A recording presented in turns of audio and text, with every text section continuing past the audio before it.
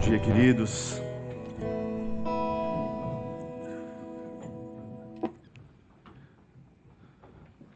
Até que enfim alguém que diz: podei-vos assentar. Desculpa, Eduardo, não podia deixar passar. Podei-vos assentar é muito crente. Aleluia. Amém, queridos. Nós continuamos com a nossa série, A Mesa com Jesus. É uma série que particularmente eu estou amando, porque Jesus tem duas qualidades que nós vemos nas Escrituras, que é a qualidade de ser comensal e de ser peripatético. Peripatético é aquele que anda ensinando. Enquanto caminha, ensina. E comensal é aquele que enquanto come, enquanto está à mesa, que tem a qualidade de se reunir com os amigos, sentar ao redor da mesa e no meio de uma refeição poder ensinar. Eu amo ter um Deus assim. Eu amo ter um Senhor assim. Que é no relacionamento que Ele ensina. Que é a partir do relacionamento, que é a partir do estar juntos, que é a partir da comunhão é que se ensina a respeito do amor e a respeito da palavra. Isso é muito legal. Isso é muito bom. Jesus, essa comensalidade que nós temos visto nessa série, A Mesa com Jesus, só me faz pensar de que nós, como igreja, precisamos de mais comunhão. De nós, como igreja, precisamos estar mais juntos, ao redor da mesa, falando e compartilhando a respeito daquilo que Jesus tem nos feito, a respeito daquilo que Jesus tem nos dado, a respeito dos seus livramentos, a respeito das suas dádivas, a respeito das suas bênçãos. Porque todos nós aqui temos algum testemunho, alguma coisa que nós podemos compartilhar a respeito daquilo que Jesus tem nos feito. Amém? Todos nós temos. E essa história que eu quero compartilhar com vocês, que está lá em Lucas capítulo 24, daqueles dois discípulos no caminho de Emaús, a partir do versículo 13, é uma história muito interessante. Porque, mais uma vez, nós conseguimos nos identificar muito com esses discípulos. Mais uma vez, a gente consegue se identificar com a história, com o momento, com aquilo que eles estão vivendo, com aquilo que eles estão falando, com aquilo que eles estão sofrendo. E, mais uma vez, nós podemos ver como Jesus interfere nisso, toca na vida deles e transforma.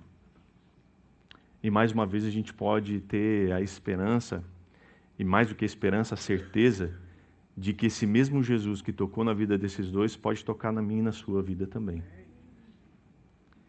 E também, da mesma forma, pode nos transformar. E isso é precioso.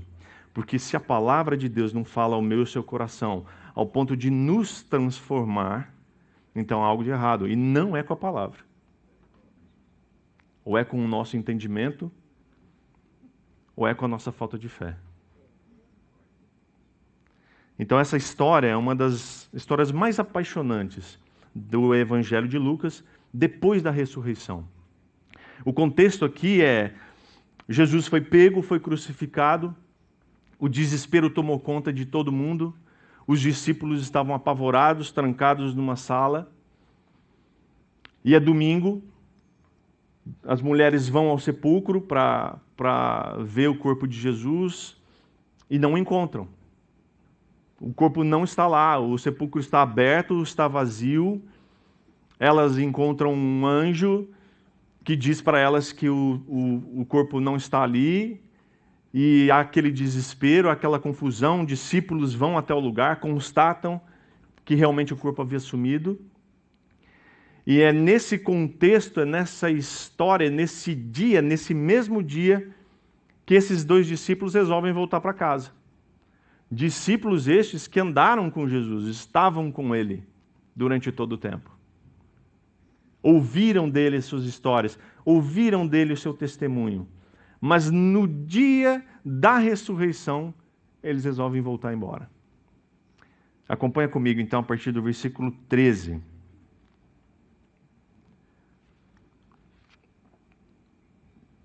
Naquele mesmo dia, ou seja, o domingo da ressurreição, 2 dos seguidores de Jesus caminhavam para o povoado de Emaús, a 11 quilômetros de Jerusalém.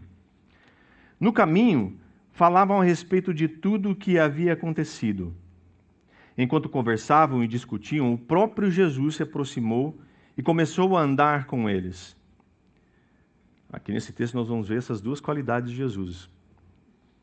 Os olhos deles, porém, estavam como que impedidos de reconhecê-lo.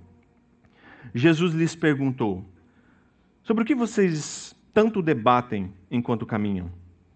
Eles pararam com o rosto entristecido, e então um deles, chamado Cleopas, respondeu: você deve ser a única pessoa em Jerusalém que não sabe das coisas que aconteceram lá nos últimos dias. Que coisas? Perguntou Jesus. As coisas que aconteceram com Jesus de Nazaré, responderam eles. Ele era um profeta de palavras e ações poderosas aos olhos de Deus e de todo o povo. Mas os principais sacerdotes e outros líderes religiosos o entregaram para que fosse condenado à morte e o crucificaram. Tínhamos esperança de que ele fosse aquele que resgataria Israel. Isso tudo aconteceu há 3 dias. Algumas mulheres de nosso grupo foram até seu túmulo hoje, bem cedo, e voltaram contando uma história surpreendente. Disseram que o corpo havia sumido e que viram anjos e que lhes disseram que Jesus está vivo. Alguns homens do nosso grupo correram até lá para ver, e de fato, tudo estava como as mulheres disseram, mas não o viram. Então Jesus lhes disse: como vocês são tolos! Como custam entender o que os profetas registraram nas Escrituras? Não percebem que era necessário que o Cristo sofresse essas coisas antes de entrar em sua glória? Então Jesus os conduziu por todos os escritos de Moisés e dos profetas, explicando o que as Escrituras diziam a respeito dele. Aproximando-se de Emaús, o destino deles, Jesus fez como quem seguiria a viagem, mas eles insistiram: fique conosco esta noite, pois já é tarde. E Jesus foi para casa com eles. Quando estavam à mesa, ele tomou o pão e o abençoou. Depois partiu-o e lhes deu. Então os olhos deles foram abertos e o reconheceram. Nesse momento, ele desapareceu.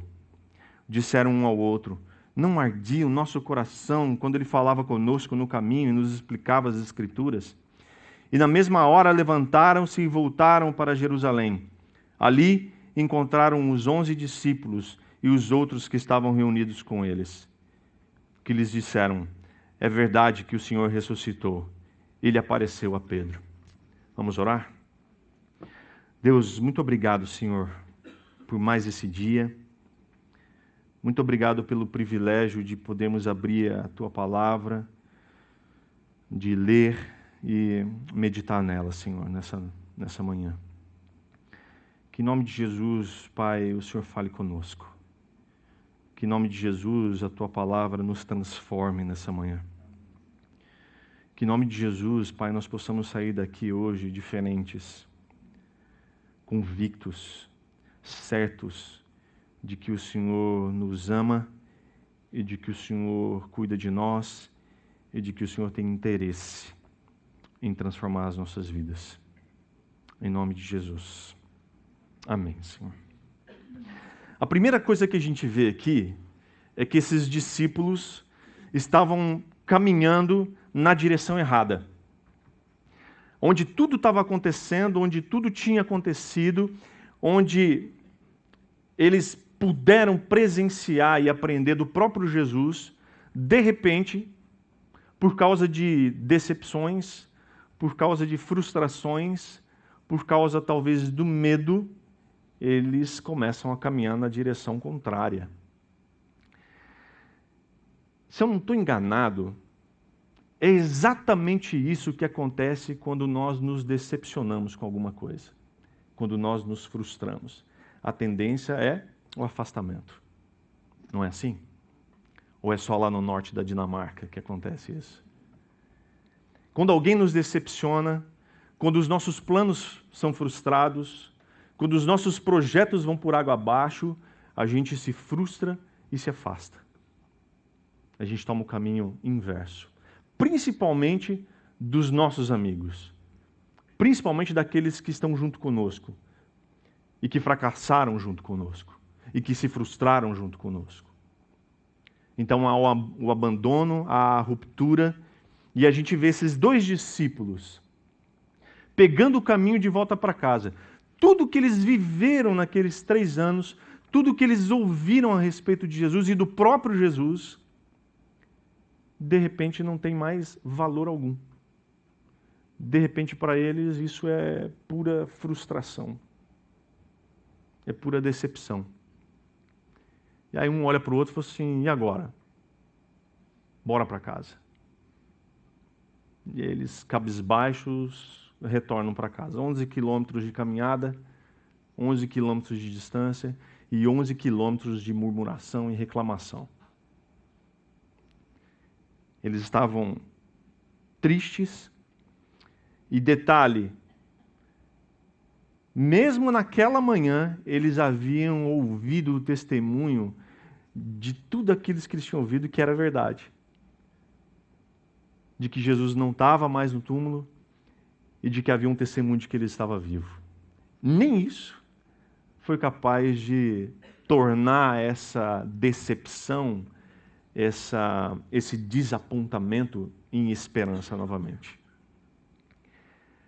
Às vezes a gente se depara com gente triste, decepcionada, desapontada. E quando a gente fala sobre esperança, quando a gente fala sobre permanecer firmes, quando a gente fala sobre continuar, as pessoas estão tristes e tão decepcionadas que tudo que você diz parece que entra por um ouvido e sai pelo outro. É assim ou não é? Ou é só lá no norte da Dinamarca? Infelizmente, a decepção é o que afasta a maioria das pessoas da igreja. Nós temos um dado alarmante que diz que dos ditos evangélicos no nosso país, metade deles estão fora da igreja. Metade. Isso é terrível. Porque se você for conversar com alguém que está fora da igreja, machucado com a igreja, decepcionado com a igreja, é por causa de pessoas. Alguém me desapontou. Alguém frustrou os meus planos. Alguém me deixou triste. Mas eu quero te dizer nessa manhã, queridos, pessoas falham. Pessoas falham. Mas o problema desses dois aqui é que eles estavam lidando com Jesus. E esse não falha. Aquilo que ele havia dito durante aqueles 3 anos, eles precisavam crer, porque era verdade. Mas o nosso contexto, quando alguém fere você, quando alguém te chateia, quando alguém te decepciona, perdoe, meu querido. Porque ele é feito de carne e osso. E com certeza ele poderá te decepcionar mais uma vez ainda. Então aguenta firme. Não se afaste. Não desista. Não ande na direção errada. Então aqui a gente percebe que quando a gente se esbarra em decepções da nossa vida, a primeira coisa que nós somos tentados a fazer é o afastamento. É fugir da comunhão dos nossos irmãos. Não caia nessa cilada. A segunda coisa que a gente vê aqui é que Jesus, o próprio Jesus, se aproxima deles. Jesus os aborda enquanto eles conversavam sobre tudo isso. Enquanto eles falavam sobre as decepções, enquanto eles falavam sobre tudo o que tinha acontecido, talvez um dizia para o outro, assim, puxa, mas Jesus falava tanto que iria nos libertar, Jesus dizia tanto que tudo isso iria mudar, mas na cabeça deles, esse Jesus era um líder político e militar, que iria libertar Israel do jugo de Roma.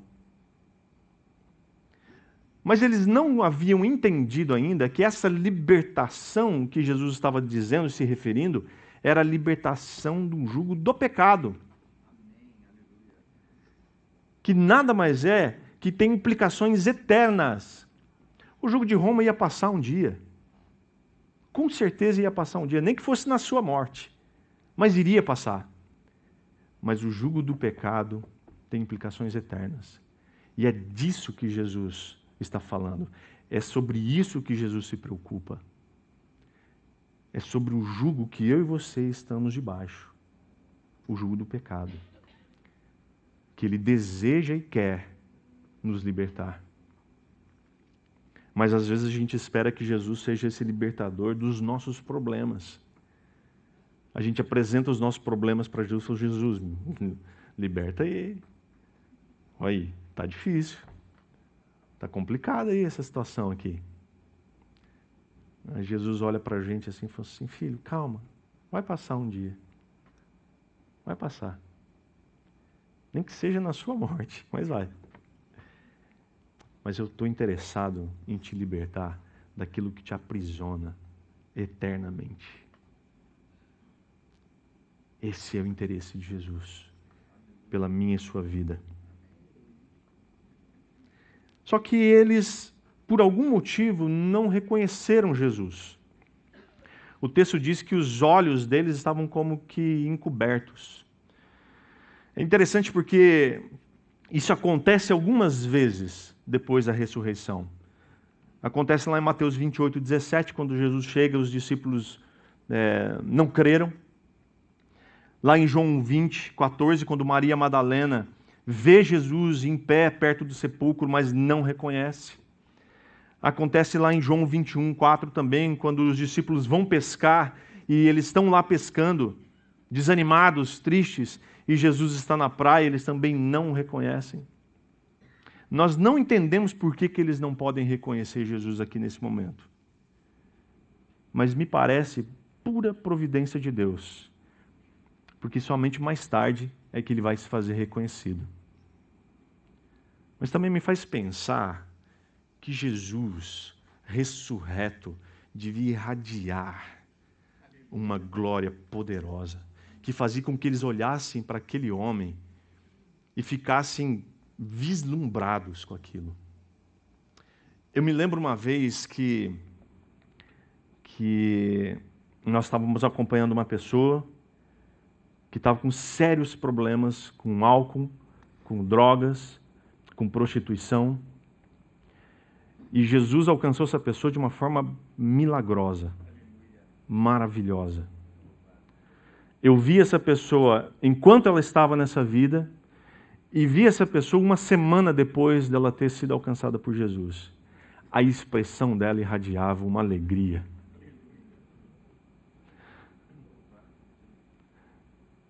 Que era fantástica. Aquilo encheu os meus olhos. Quando eu vi aquela moça liberta, salva e alcançada por Jesus, a expressão do rosto dela irradiava uma alegria contagiante. Era notório, era claro que Jesus tinha alcançado e Jesus tinha libertado. Isso é poderoso, meus irmãos. O que Jesus pode fazer na minha e na sua vida é poderoso, é glorioso. Então, talvez, quando esses homens viram Jesus, eles viram uma pessoa, um homem radiante. Isso faz a gente viajar um pouco para tentar explicar por que eles não reconheceram Jesus de imediato. Mas talvez Lucas simplesmente quer que a gente entenda que nós não podemos ver o Cristo ressurreto, embora Ele esteja andando com a gente, a não ser que Ele queira se revelar. E aí Jesus faz uma pergunta para eles. O que tanto vocês estão debatendo? Ou seja, o que ocupa o seu coração? O que tem ocupado o seu coração, meu irmão, minha irmã? O que é que tem afligido o seu coração? O que é que tem deixado você triste? O que é que tem deixado você angustiado? O que é que tem frustrado os seus planos? Por que vocês estão entristecidos por isso? Claramente eles estavam tristes por causa dos seus planos e projetos que tinham sido todos fracassados. Claramente eles estavam decepcionados porque aquele que seria o líder, o libertador, o seu rei, tinha sido morto. Tinha sido crucificado. A pior morte. Vexatório. E a decepção no coração deles fazia com que eles se entristecessem. O fracasso estava na boca do povo. Todo mundo sabia o que tinha acontecido. O foco deles estava voltado para isso. Fracasso, derrota, decepção. E aí o Cleopas diz para Jesus, cara, você deve ser o único vindo de Jerusalém, porque é provável que Jesus tenha ultrapassado eles, estava indo na mesma direção. Você deve ser o único em Jerusalém que não sabe o que está acontecendo. Você não sabe o que está acontecendo? Está na boca do povo, está nos telejornais, está na mídia. Jesus morreu. Acabou.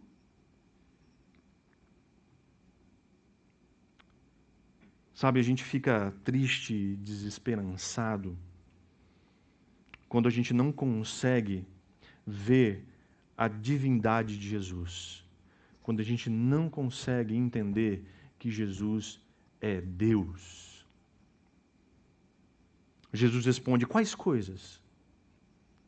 Para esses discípulos. E a resposta revela que esses discípulos viam Jesus simplesmente como um profeta.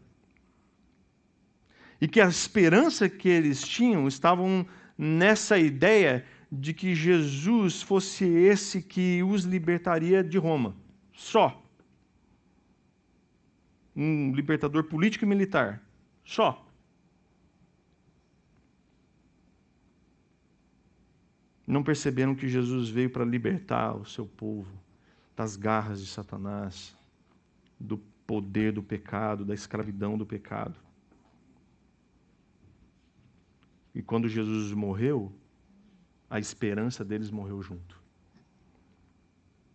Veja que eles admitem lá no verso 19 e 20, que Jesus era poderoso em obras e palavra aos olhos de Deus. E que foram os líderes religiosos judeus que condenaram e mataram Jesus. Olha que eles tinham a consciência exata do que tinha acontecido, só não tinham a consciência de quem Jesus era. E isso faz toda a diferença. Isso faz toda a diferença. A gente fica triste também quando nós vemos a ressurreição meramente como uma história surpreendente. Lá nos versos 22 a 24, os discípulos destacam que algumas mulheres foram lá no túmulo, viram que o corpo não estava lá e voltaram contando uma história surpreendente.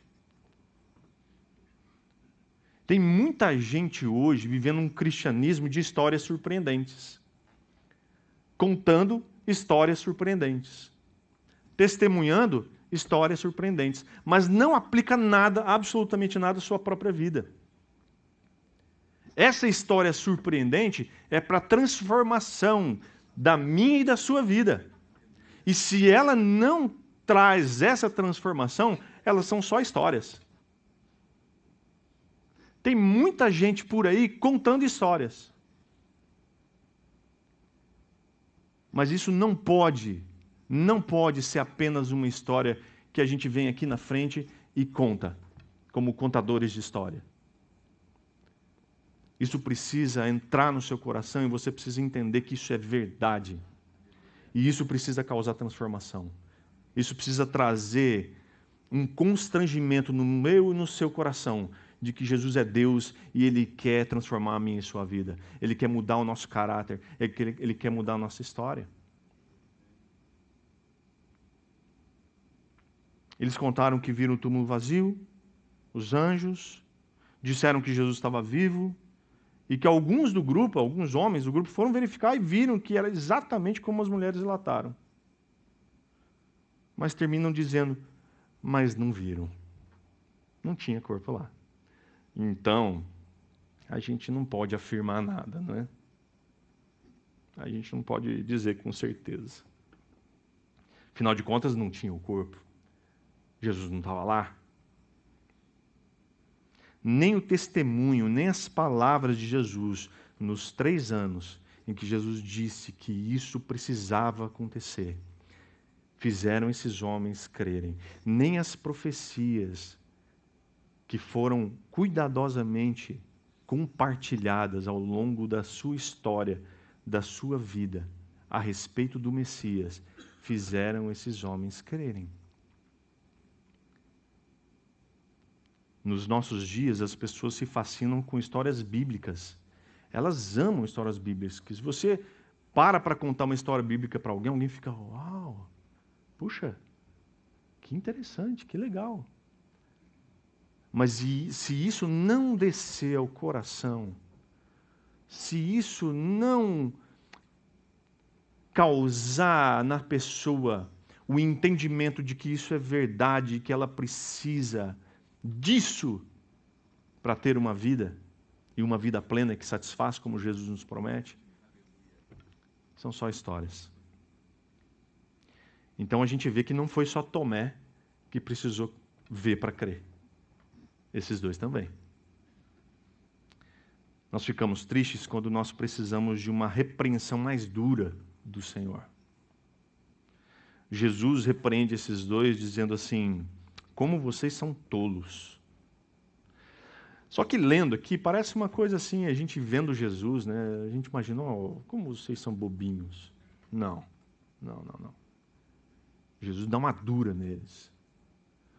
Como vocês são tolos. Como vocês são lerdos para entender. Os profetas registraram nas Escrituras aquilo que deveria acontecer, e quando acontece, vocês duvidam? Está escrito. Vocês não viram isso? Vocês não ouviram? Vocês não leram? E agora que está acontecendo, vocês duvidam. Isso também só acontece lá no norte da Dinamarca. Aqui não. Isso aqui não acontece. O problema é que quando se fala em sofrimento e glória, parece que as pessoas ouvem glória. Esquecem a parte do sofrimento. O problema é que Jesus vem dizendo, o Filho do Homem vai sofrer. Convém que ele sofra. É morte. Depois disso, é glória. E as pessoas entenderam, opa, glória. E é assim com a gente, querido. Primeiro vem sofrimento. Tá?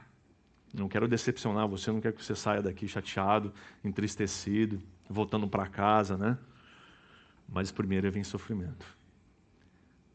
É inevitável passarmos por isso. A glória virá. Virá quando a gente se encontrar com o Rei da Glória. Agora é sofrimento. Mas como Paulo diz, é breve e passageiro. Graças a Deus por isso. Isso também se repete por toda a existência humana. Nós temos a tendência de gostar mais da glória. Quem gosta de sofrimento aqui? Eu acho que ninguém. Faz parte de nós. Faz parte de nós. Isso também me faz lembrar do texto de Hebreus, capítulo 5, de 11 a 14, em que o autor fala para os hebreus o seguinte: há muito mais que gostaríamos de dizer a esse respeito. E aqui ele está falando justamente sobre a obediência de Jesus até a morte. De como Jesus foi obediente e obediente até a cruz. Mas ele diz assim, mas são coisas difíceis de explicar, sobretudo porque vocês se tornaram displicentes acerca do que ouvem. A esta altura, já deviam ensinar outras pessoas e, no entanto, precisam que alguém lhes ensine novamente os conceitos mais básicos da palavra de Deus. Ainda precisam de leite e não podem ingerir alimentos sólidos. Quem se alimenta de leite ainda é criança e não sabe o que é justo. O alimento sólido é para os adultos, que pela prática constante são capazes de distinguir entre o certo e o errado. Que dureza. Que dureza. Meus irmãos, a gente está cansado de ensinar crente velho a respeito de leite. Está cheio de crente velho precisando tomar leitinho. Por quê? Estão displicentes a respeito daquilo que ouvem. E esses dois estavam tendo que tomar leite aqui no caminho. Jesus diz para eles assim: vocês são muito devagar, vocês são lerdos, crianças.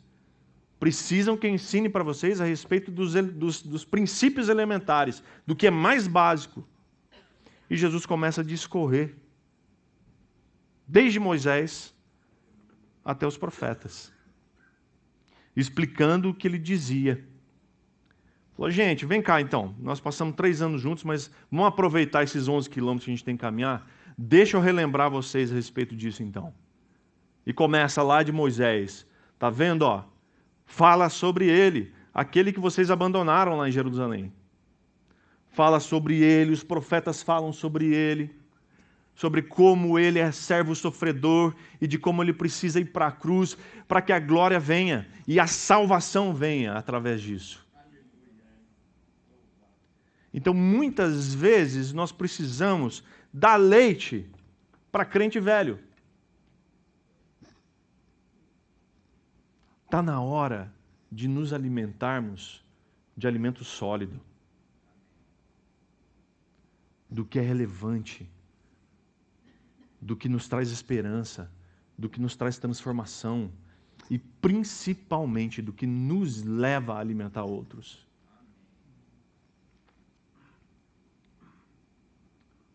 Deixemos de ser tolos e vamos passar a crer na sua palavra. Ela é verdade. Ela é verdade. Nós precisamos ler isso daqui e crer que ela é verdade. De uma vez por todas. Nós lemos, relemos e muitas vezes achamos que isso são historinhas. Mas isso é palavra de Deus a respeito da minha e da sua vida. Nós ficamos tristes quando nós precisamos da revelação de Deus para que os nossos olhos se abram para reconhecer. Jesus chega com eles em Emaús, recebe o convite para jantar. O texto diz que Jesus estava à mesa, Jesus toma o pão e abençoa. Já pode chamar o pessoal lá, os professores, Sir, por favor. Depois de partir o pão, Jesus entrega para esses discípulos. E o texto diz que nessa hora fez com que os olhos deles se abrissem. E eles o reconheceram. Eu não sei o que aconteceu ali, não sei se ele, ao levantar as mãos, eles viram as marcas dos cravos nas mãos dele, ou se realmente Deus quis que aquele momento fosse para que eles reconhecessem, ou se simplesmente a forma como Jesus lida com eles na mesa, e de como Jesus partiu o pão, os fez lembrar de tudo aquilo que eles viveram nos 3 anos que eles viveram com Jesus, mas o fato é que eles reconheceram Jesus. A revelação se dá primeiro na exposição da palavra. Jesus vinha expondo a palavra para eles no caminho. No verso 32, eles dizem um ao outro: não ardia o nosso coração quando ele falava conosco no caminho e explicava as Escrituras? Nós falamos, às vezes, da palavra de Deus para irmãos nossos, queridos nossos, e essas pessoas ficam maravilhadas de ouvir aquilo. É Deus agindo, fazendo com que o seu coração arda, com que o seu coração se encha de esperança ao ouvir as verdades que estão aqui. Não te arde o coração quando a palavra de Deus é exposta? Não te causa um fervor no seu coração de querer mais, de ter mais fome, mais sede pela palavra de Deus e por conhecê-lo? E o reconhecimento se dá na intimidade da mesa, no partir do pão. Jesus se coloca à mesa e ele mesmo faz as vezes do anfitrião, tomando do pão, dando graças e partindo. Quando a boa nova é digna de ser compartilhada, isso nos enche de esperança.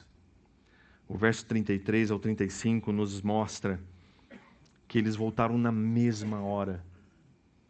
O texto diz que quando eles chegaram em Emaús já era tarde, eles pediram para Jesus: fica com a gente, já é tarde, é perigoso continuar viajando a essa hora.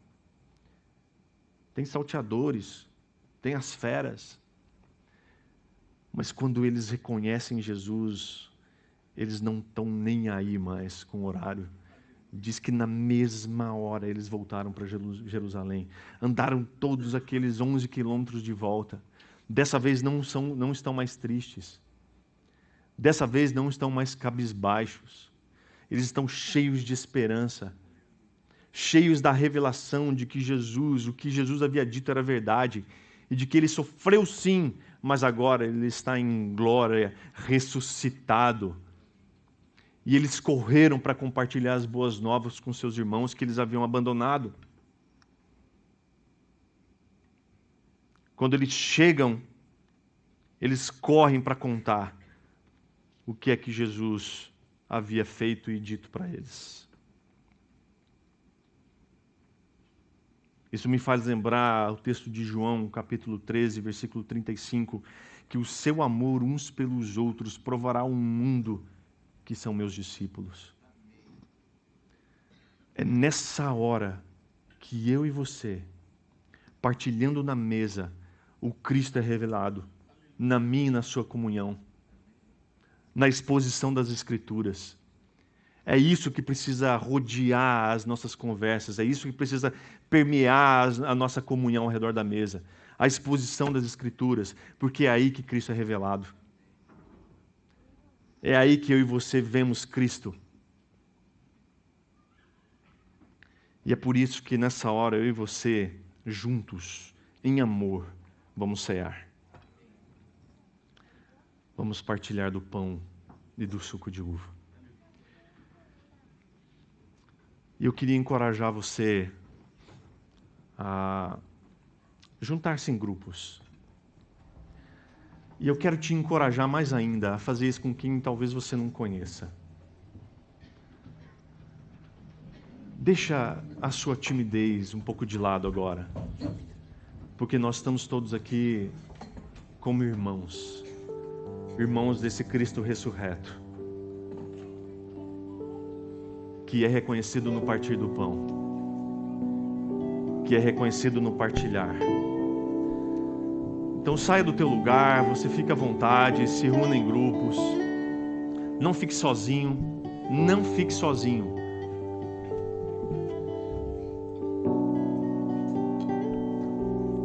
A mesa do Senhor é do Senhor. E ela nos permite ter esse tempo de intimidade uns com os outros. Então faça isso agora, não fique sozinho. Procure alguém para compartilhar com você do pão e do suco de uva. Os nossos irmãos vão servir pão e o suco. Enquanto isso, nós vamos ouvir o pessoal do louvor tocar mais uma música para nós.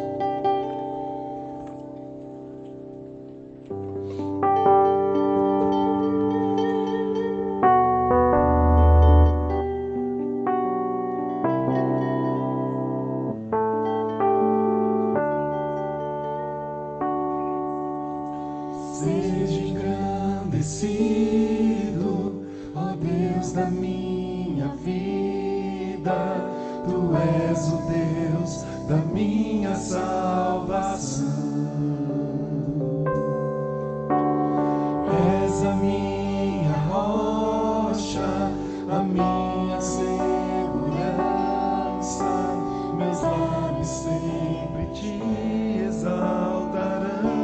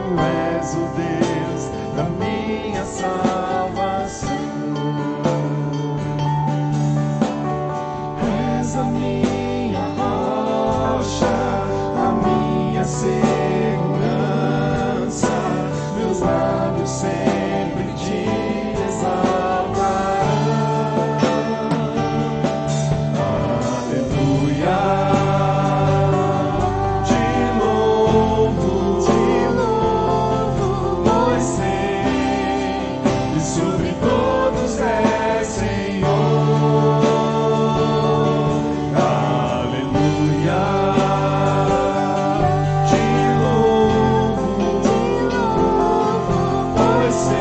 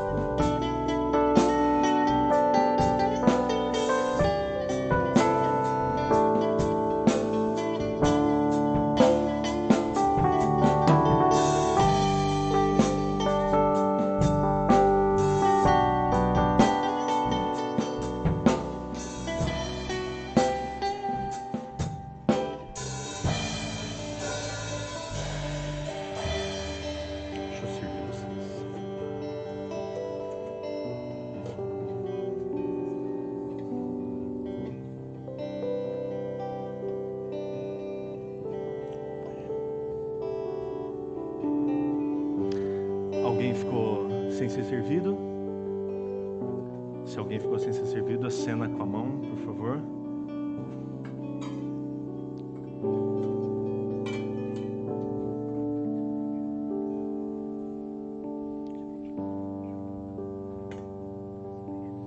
Amém. Eu também preciso. Obrigado. Jesus nos ensina que este momento da ceia é dele, a ceia do Senhor. Então quem pode participar dela? Quem professa sua fé nele, quem crê que ele é o Cristo, o Filho do Deus vivo, e que se entregou por mim e por você. Que não foram os judeus que mataram ele, mas ele se entregou. Ele entregou sua vida para que seu sangue fosse derramado, para perdoar o meu e o seu pecado, e assim nós fôssemos feitos justos. Por isso eu quero dar oportunidade agora.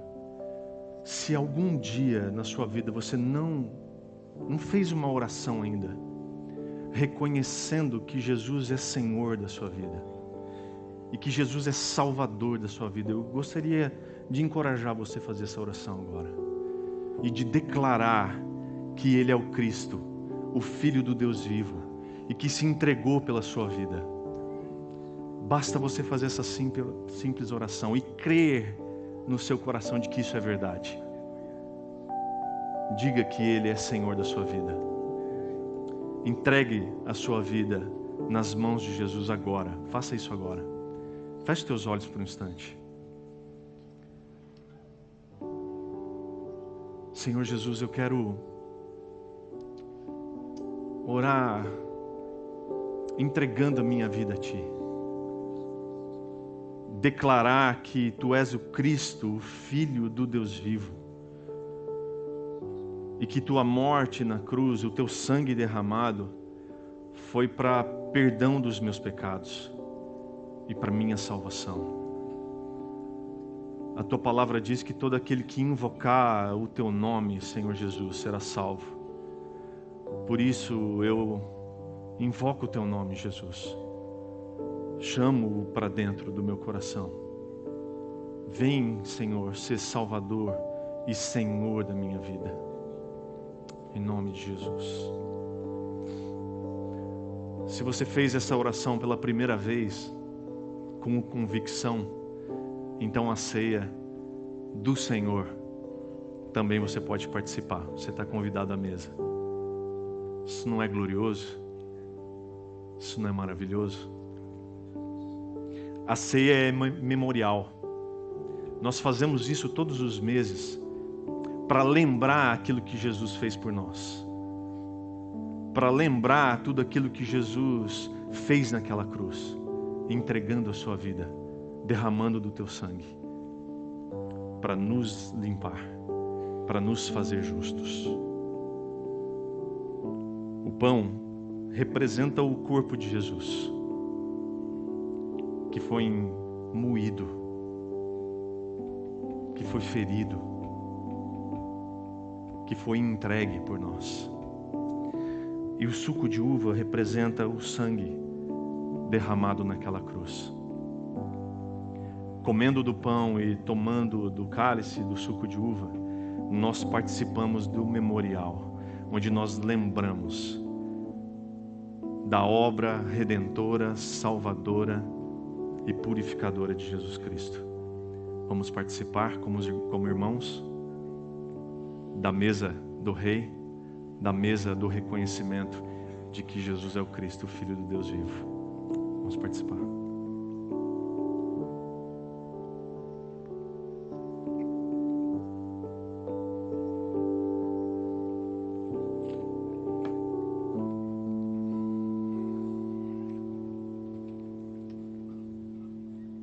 Vamos colocar de pé. Vamos orar.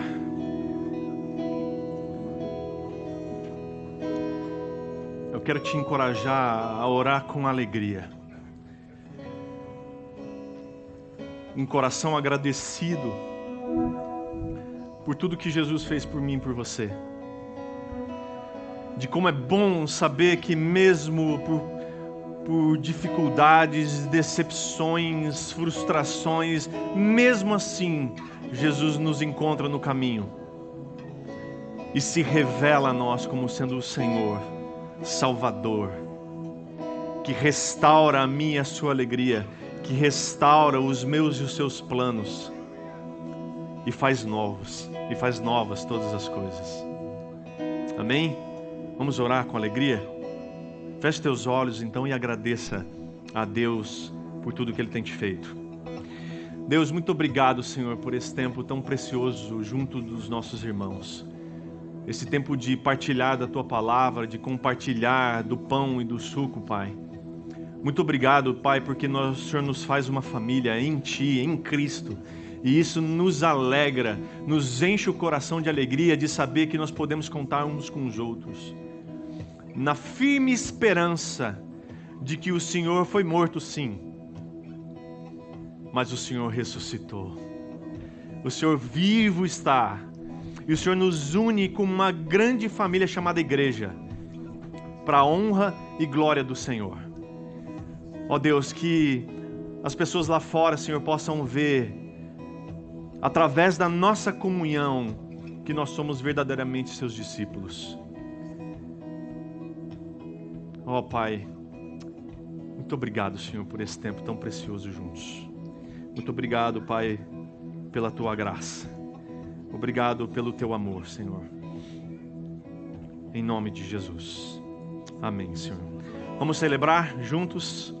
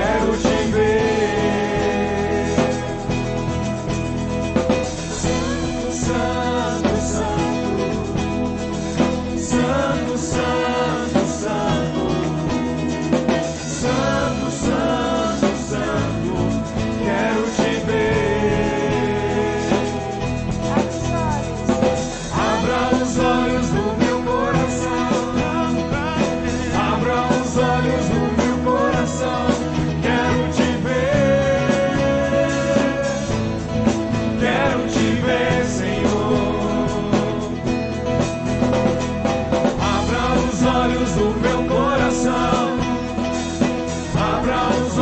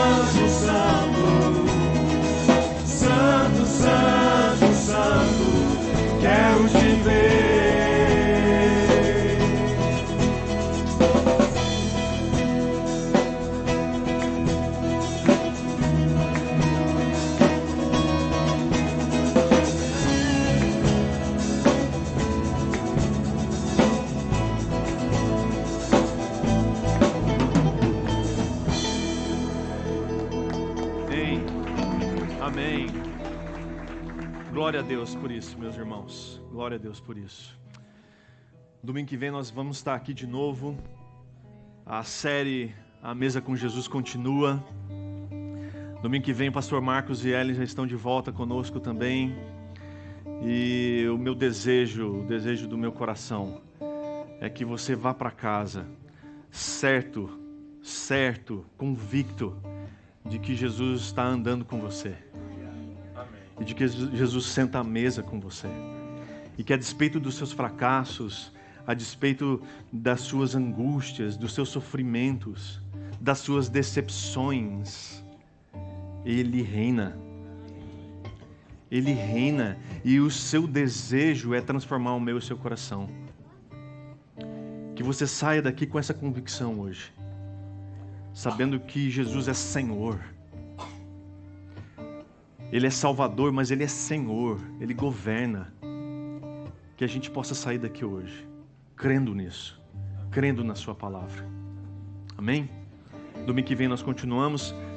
Hoje à noite nós temos culto jovem, também nós temos essa série acontecendo à noite, então se você desejar ter mais experiências como essa, hoje às 19 horas. Que Deus abençoe você, uma ótima semana. Dê um abraço apertado em alguém aí do seu lado e ótima semana.